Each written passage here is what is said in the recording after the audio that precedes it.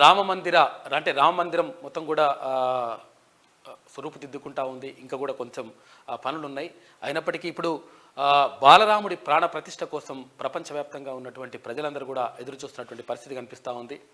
మధ్యాహ్నం 12:20 ప్రధాని నరేంద్ర మోడీ చేతుల మీదుగా ఈ శ్రీరాముడి బాలరాముడి ప్రాణప్రతిష్ఠ కార్యక్రమం జరగనుంది. దానికోసం దేశవ్యాప్తంగా చాలా ఆలయాల్లో కూడా పూజలు పురస్కారాలు ఇవన్నీ కూడా కొనసాగుతున్నటువంటి పరిస్థితి కనిపిస్తూ ఉంది. అయోధ్యలో మొత్తం అంగరంగ వైభవంగా ఏర్పాట్లు పూర్తి చేశారు అక్కడ ఉన్నటువంటి ట్రస్ట్ సభ్యులు. ఇక జరుగుతున్నటువంటి పరిణామాలు ఇలా ఉంటే, ఇక రాష్ట్రానికి సంబంధించి మూసీ నదిని 100% ప్రక్షాళన చేస్తాం. 56 కిలోమీటర్ల పాటు అక్కడ అంటే పర్యాటక కేంద్రంలాగా ఏర్పాటు చేసేటువంటి ప్రయత్నం చేస్తామని చెప్పేసి ప్రభుత్వం చెప్తా ఉంది. అందుకోసం అంటే అక్కడ థేమ్స్ నదికి సంబంధించి కానీ తర్వాత వివిధ దేశాల్లో అక్కడ ఉన్నటువంటి నదులు తర్వాత వాటిని ఎట్లా ప్రక్షాళన చేసిండ్రు దానిపైన ప్రత్యేకంగా అధ్యయనం చేశారు ముఖ్యమంత్రి రేవంత్ రెడ్డి తర్వాత మంత్రులు కూడా. ఈ నేపథ్యంలో మూసీ ప్రక్షాళన కార్యక్రమాన్ని దిగ్విజయంగా పూర్తి చేస్తామని చెప్పేసి వాళ్ళు చెప్తున్నటువంటి మాట. ఇటు ప్రభుత్వ సలహాదారులుగా ముఖ్యమంత్రి సలహాదారుగా వేం నరేందర్ రెడ్డి, తర్వాత ప్రభుత్వ సలహాదారుగా షబ్బీర్ అలీ, తర్వాత కొంతమందిని ముగ్గురిని నియమించడం జరిగింది. తర్వాత ఇక్కడ మల్లు రవి గారికి కూడా ఒక ప్రత్యేక స్థానం కల్పించినట్టుగా చూసుకోవచ్చు.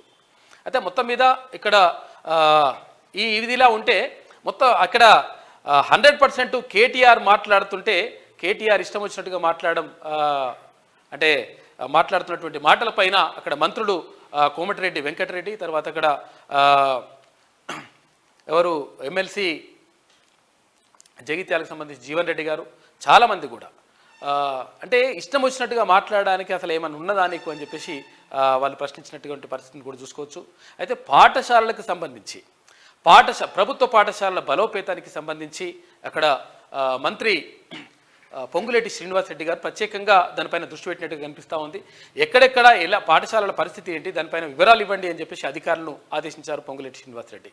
ఈ నేపథ్యంలో అక్కడ పాఠశాలలకు సంబంధించి ఒక కసరత్తు నడుస్తూ ఉంది. దానికి సంబంధించి అంటే రాష్ట్రంలో ప్రభుత్వ పాఠశాలల బలోపేతానికి ఈ ప్రభుత్వం ఒక చర్యలు చేపడుతున్నట్టుగా కనిపిస్తూ ఉంది. మొత్తం మీద జరుగుతున్నటువంటి పరిణామాలు ఇట్లా ఉంటే, ఇక్కడ ఏపీకి సంబంధించి కాంగ్రెస్ పార్టీ పగ్గాలను వైఎస్ షర్మిల చేపట్టారు. అయితే నిజంగా అన్నపైన యుద్ధం చేస్తుందా లేకపోతే అన్నకు మంచి చేసేటువంటి ప్రయత్నం జరుగుతుందా, ఏం జరుగుతుందనే దానిపైన ప్రధానంగా ఇప్పుడు చర్చ జరుగుతూ ఉంది. ఇక మార్నింగ్ న్యూస్లో ముందుగా వెలుగు దినపత్రికను చూద్దాం.